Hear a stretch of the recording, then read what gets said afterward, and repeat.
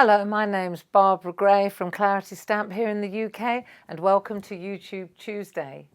Today I wanted to try an old trick. It's sometimes called faux batik, sometimes it's a resist technique, and I want to combine it with some ink work. So let's just get started. It's a sort of a two-part technique, if you like, and like most of the things that I do, take a look, enjoy it, take with it what you will, and the rest just leave behind. So I would suggest now that we start by using watercolour paper. What's most important is the type of card that we're going to use. Watercolour paper is fantastic down the road when we're going to be using the ink. And what I'm going to do is just dust this with some talcum powder. This is almost like an anti-static exercise. Now, let's have a look. I've got a fantastic stamp that I want to use. This is our Funky Foliage stamp. And you can see that I've already stripped the indexing off this. Now, I use this Adirondack blending solution to strip this off. And I find that that works best because it doesn't damage the handles either, it doesn't stain those. The reason that we need to remove the blue is so that we protect our Versamark, because that's the ink pad we're going to use. See, I've got a brand new one on the go here. Lovely.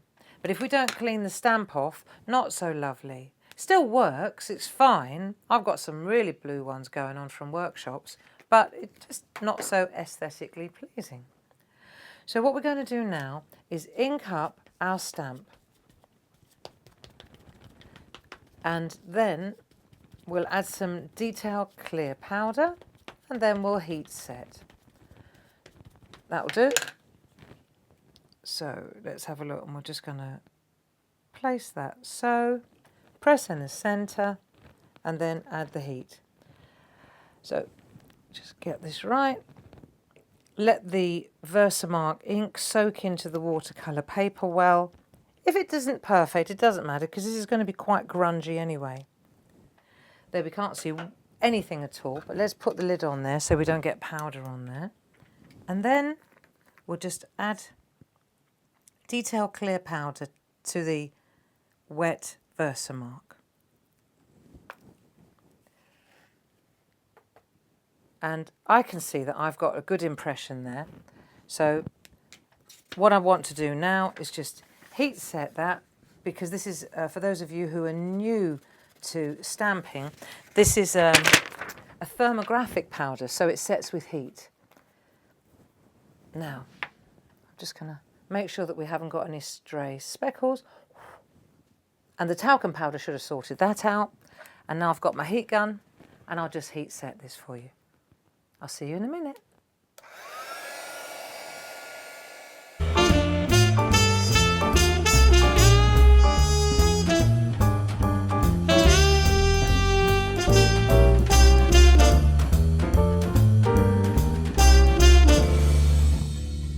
So let's have a look. Thing is, white on white, you really can't see much of anything. But let's see if we can create a reveal. So I just want to get rid of the excess powder all over the table. Okie doke. And then I want to spritz. Remember I said this is watercolour paper. So I just want to lightly, it just helps a little bit, if we just lightly spritz this with a bit of water, it will make the ink move more easily. That's the plan anyway. So we've got that. Now, enter the new little mini distress pads. And I've got Wild Honey distress pad. These blending tools are fantastic. And so I'm going to use Wild Honey to start with. And I've already practiced. So you see, I'm going to use this. Let's just check. Right, let's go here. And then we'll spread it out. And you see how it's quite lovely how, let's get rid of the excess. And we'll spread it through. And that's how it works. And then we can maybe add a little bit of this colour. Let's have a look. What do we want to do? I'll put some down here. There we go. We can mix and blend in a minute. So let's get some colours going first. So that's the yellow one, Wild Honey. Then I'll go to another colour. Let me take Fired Brick. So I've got my, for each ink pad, I've got a little sponge, you see, which is useful, isn't it? So now I'm going to use the red one here and then just spread it out so I don't get a really harsh circle. Although that might be quite nice too. Right, and then I'll add a little bit of red down here as well. There we go. So I've got 4 colours that I'm going to use. I've got the Fired Brick, then I'm going to use peeled paint, and then I'm going to use squeezed lemon. So let's just get this sorted and then we'll come back together again.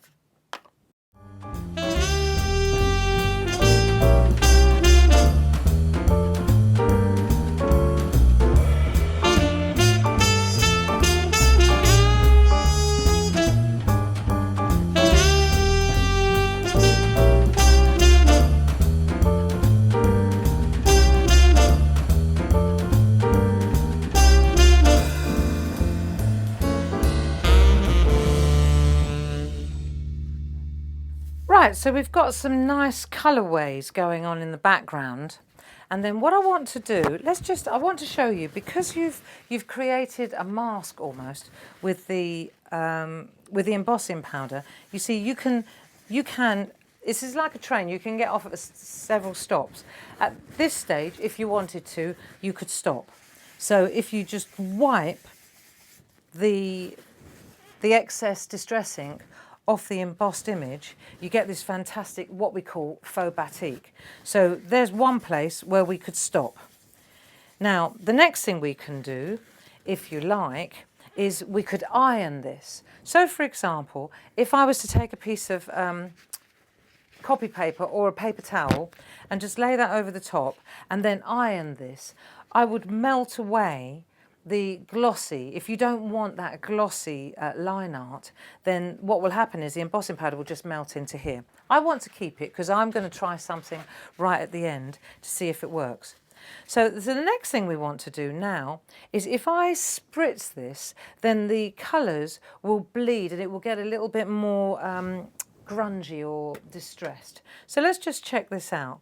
If, for example, I was to just add a bit more water to this picture, I would get a really more vibrant background. And this is really where you need to use watercolour paper. I tried it on not watercolour paper and it didn't go so well. Of course, this looks like a holy mess right now. And what we need to do is, you know, that thing that I'm so bad at, we need to wait for about 5 minutes to let this dry. And I think we can do that. Why don't you go and put the kettle on? I'll go and put the kettle on and we'll reconvene when this is bone dry. Okay?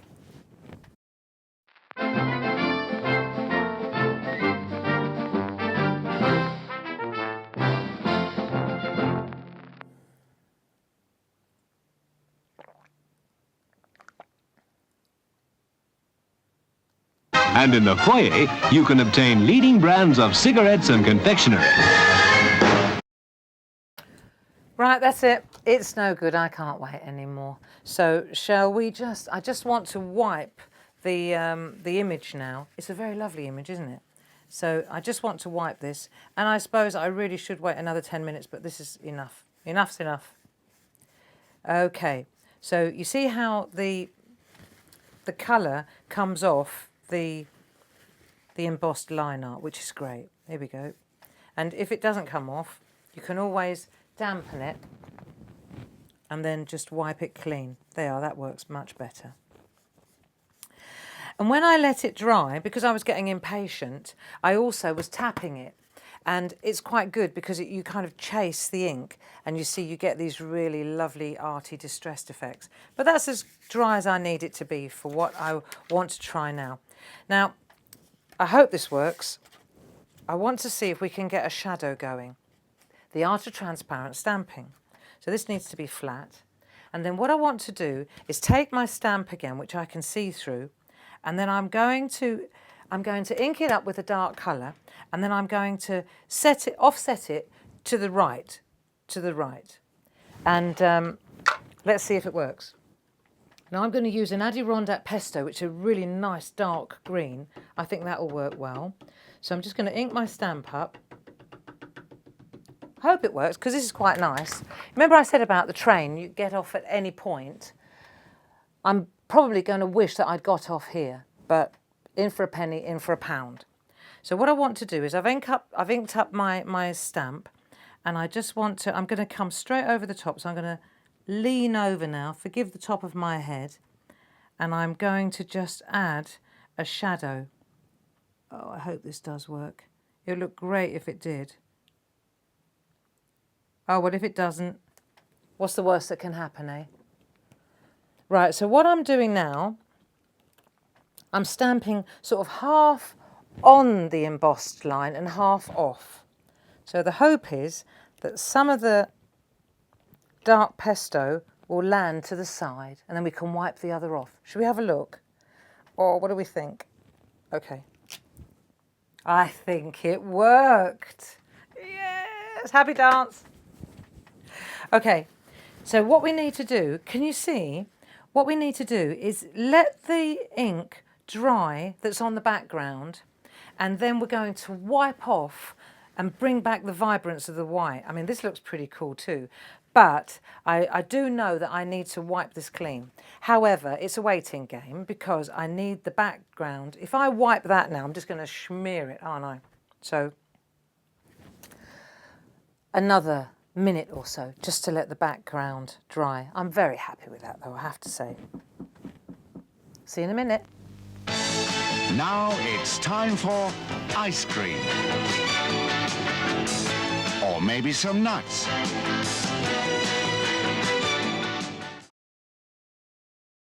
Okay, come on, let's have a look. If I wipe this off, I was just looking at it and I thought this is so grungy anyway. I'm sure a little bit of green smear won't make a big difference. So let's just take a look. If we just gently wipe the top, the embossed foliage clean. Let's have a look. I think this is looking rather good, don't you? Right, let's just wipe this really clean now. And that is what we call faux batik. Nice, huh? There we go. So we've created this shadow so it looks like it's really three-dimensional. And if we put that now on a dark piece of card, it really jumps out. Very, very vibrant indeed. So I hope that you enjoyed that. There are several little techniques in there. As I said before, take what you find useful and the rest leave behind for another day. Thanks very much for joining me. I would welcome your comments if you have any, and I shall see you next Tuesday. Bye-bye now.